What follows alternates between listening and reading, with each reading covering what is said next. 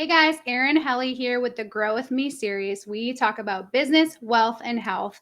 And today we are going to talk about figuring out your income goal as a realtor. Okay, so before we dive into it, let's recap our last episode. Last time we talked about social media and building a content calendar with 60 minutes, a 60-minute time block. So hopefully you guys did that. Hopefully you feel really good about that system and you can create a process that you can carry going forward and be really productive with your social media management. And hopefully all the work that you did before that to figure out your vision and your mission statement and what you're about as a realtor and even as a person, hopefully all of that will help you with your content and make you really productive and really hyper focused. And again, make sure that you're focusing that time and time blocking it, keeping it protected on your calendar, being productive with it, and hopefully you'll start to do those things, that same process with other things in your business too. Okay, so that's just a recap. Today, again, we are going to talk about your income goal as a realtor. I think that the hardest part about being a realtor or about being self-employed is figuring out how to stay motivated. That motivation is the hardest part. But I've found two ways to keep that motivation going constantly and consistently especially when you're feeling depressed, you're having a rough day, maybe you just came back from a vacation and the last thing you want to do is work. The things that help me sort of stay motivated and keep moving forward, putting one step in front of the other, are goal setting and accountability. We're going to talk a lot about goal setting in this session, but let's talk briefly about accountability because I think this is super, super important. I think it's important that you surround yourself with people who are on the same path as you, on the same trajectory as you. Doesn't mean that they have to have the same goals. It just means that they have to be working toward increasing their revenue, bettering themselves, improving their business if that's what you want to do. And it's going to be that much easier for you to level up and keep scaling your business when you're surrounded by all the people that are doing those things. Okay, there's so many quotes out there about how you are the product of the people you spend the most time with. And that is absolutely accurate. So keep that in mind. And that's why I joined my team at EXP, because we're actually not a team, we're a community. I didn't really want to give up my commission. I wasn't interested in a team split, but I needed a community. And that's what we have at 5 Pillars. So there's no team split, but we collaborate, we coordinate, we share things, we have tons of training, and we all do it together. And that has made the biggest difference in my business. Okay. So that's the accountability piece. If you need to talk more about it, as always, reach out to me. Send me an email, erin.m.helle@gmail.com. Find me on Instagram at the Erin Helle _investor coach. I'll be there. I'll be ready to receive your question, your input, whatever it is. Okay.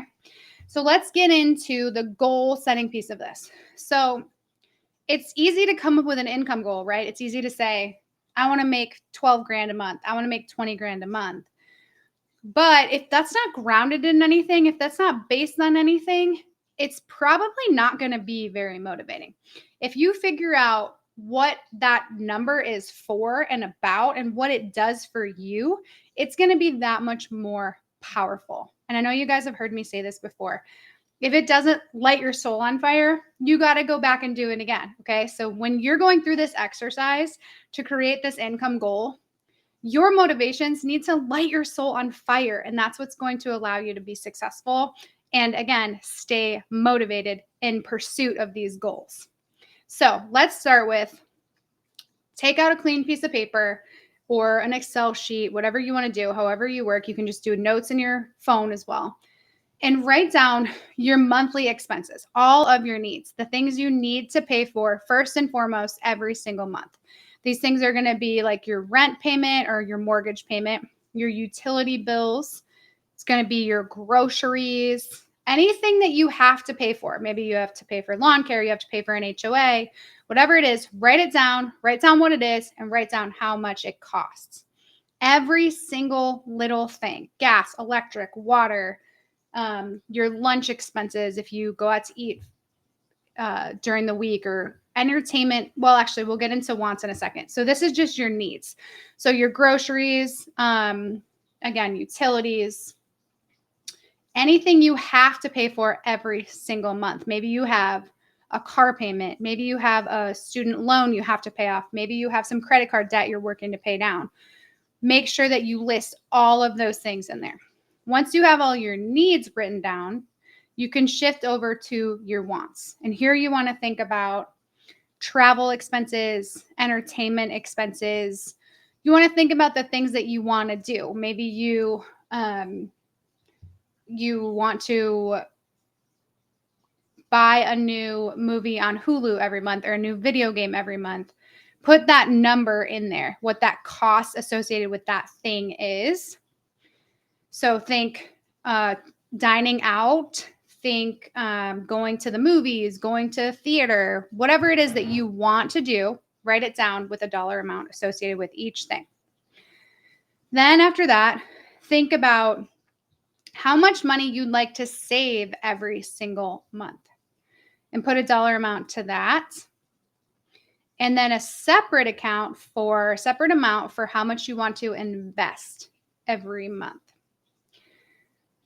These two might be different. They may be the same. The way I do it is I save till a certain amount and then I invest whatever is over that amount constantly investing.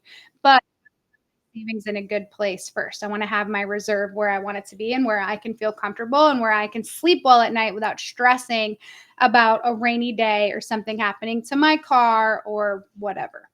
So these are personal. They're not, I can't give you a hard and fast rule like you should save this much money, you should invest this much money, you should have this much money in reserve. That's important for you to know. And it's going to take some fine tuning and some tweaking and some experience, frankly, to figure out what those numbers are. So here's just the baseline. And so you can get really, really aggressive in terms of your wants. Like, I want to go to Disney World twice a year. That's probably $20,000 worth of travel expenses. Or you can say, like, I'm willing to sacrifice my vacations for the next 2 years in pursuit of my goals. So your monthly amount that you need is going to be a lot lower. It doesn't really matter. What matters is that you are disciplined and you stick to this plan that you're laying out and you stick to these costs and expenses and you avoid that lifestyle creep that's going to be associated with making more money. Because if you can do that and you cannot like get a nicer house, get a nicer rental every time you sort of level up, then you're opening yourself up to being able to do more things. And that's where financial freedom comes in. People think that I've heard people say like financial freedom is a farce. It doesn't really exist. I don't necessarily agree with that. I do agree that income isn't typically passive. You do have to work for your money. You do have to work to invest your money and to generate returns so that you can achieve a higher amount of freedom and have more freedom as a result. But I do think, to me, financial freedom means being able to travel whenever I want, whenever my kids are off of school, whenever my husband can get off, and even more than that. And also to not have to be limited. Like if someone comes to me and they have a need, they need help with something, I want to be able to say yes and not be limited in that. Whether it's a home cooked meal or it's a friend of mine just ended up fostering 2 twin babies. And she was like, the formula is costing me this much money a month. I'm drowning, WIC and all that stuff hadn't kicked in yet. And I was like, cool, I'll buy you some formula. Like that is what financial freedom means to me. And being able to travel, we'd probably do like 4 pretty awesome trips every year. We're actually about to go to Europe for 6 weeks for the summer. And I'm super stoked. Actually, by the time you're listening to this, I'm probably in Europe. So hope you're having a great summer too. So anyway, that financial freedom number is super important to you, to no one but you. No one else can define financial freedom for you. No one else can put a number to that. But it's up to you to decide what income do you need to be financially free. So define financial freedom for yourself, put a number to that, and then make that your income goal. So if you're at $7,000 a month, That's what you need for everything that you have to pay for and everything you want to do. Do what you need to do to achieve that money. So, what do I mean by that? Figure out how many closings that is. Figure out how many signed leases, whatever your activity is. Maybe you're doing revenue share, maybe you're doing agent attraction like I am.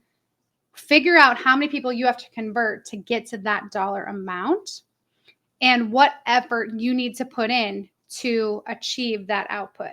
So let's go to like an example of $10,000 a month is your income goal, which is a pretty standard transaction, like closing commission. So now look at that, you have to close one deal every single month, which means you have to get at least one person under contract a month, at least one listing or a buyer. But you want to give yourself a little bit of a buffer because not every buyer is going to buy something. Not every listing is going to sell. So you want to make sure that you are putting in the effort on the front side to achieve those outputs. And this, again, this is trial and error. And you're going to have to do some key performance indicators, some metric tracking, figuring out what activities result in what income. Okay. But as a baseline, start with that dollar amount that you need, your monthly income goal.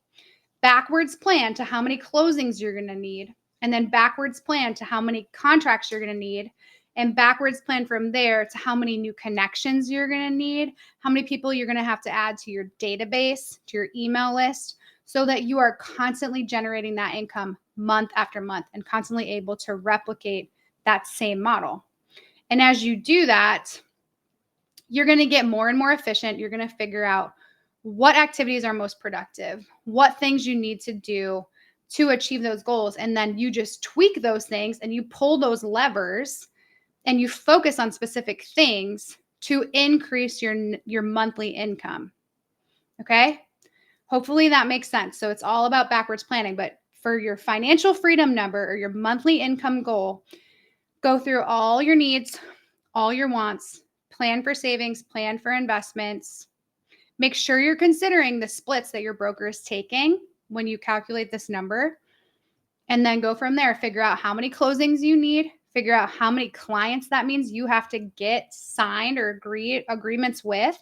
And then figure out how much effort and activity it's going to take to get those clients. Okay. So that's your challenge for this month rather, to set your monthly income goal. Go through this process, do the work. Share it with me. I want to know what you come up with for your monthly income goal, and I want to know how you came up with it. And I really look forward to hearing from you. That is it for today. Thank you for being here. This is Erin Helle with the Business, Wealth, and Health Grow With Me segment. Bye, guys.